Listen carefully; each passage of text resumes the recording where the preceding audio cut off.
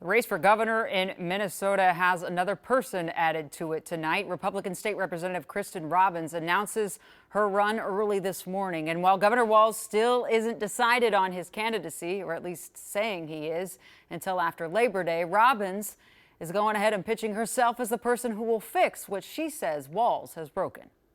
The field for Minnesota's next governor got more crowded today, with Republican State Representative Kristen Robbins from Maple Grove announcing her campaign. Tim Walz's mismanagement of our state has created an epidemic of fraud. Robbins is the chair of the House Fraud Prevention Committee and says her campaign will focus on fiscal responsibility, fraud prevention, and lowering taxes. Minnesotans are so ready for a change.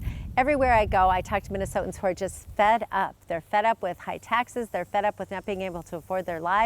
They're fed up with the extreme policies in St. Paul. I think the governor's race today fundamentally changed. Republican strategist Brian McClung believes Robbins has a real chance to win this election, something a Republican has not done since former Governor Tim Pawlenty did so in 2006. She understands, how to work on things, how to bring people together on things like education and cutting taxes and protecting people in public safety and supporting law enforcement. Robbins, who was first elected to the Minnesota House in 2018, will face some competition in the Republican primary. Scott Jensen and Kendall Qualls, both of whom ran for governor in 2022, have already announced their campaigns, with potentially more candidates coming. I think it will help challenge them to really refine their message, get out and figure out how to bring together that coalition to win in a state like Minnesota. Republicans have to do better with women voters in particular if they're going to win statewide in Minnesota.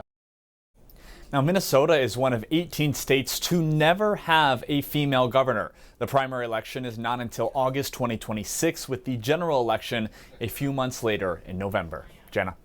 Joe, you've covered politics quite a bit for CARE. Tim Walz has kind of pushed back his decision at least twice. Now we're looking after Labor Day, but we're getting close to a time he's got to make a decision.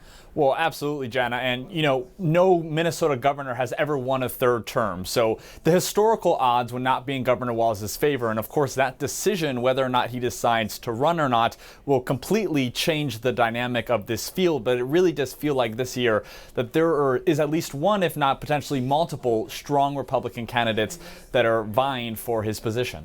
Yeah, it'll be a whole new race if he doesn't decide to run, and we'll be staying tuned to that. Absolutely. Joe, thank you so much.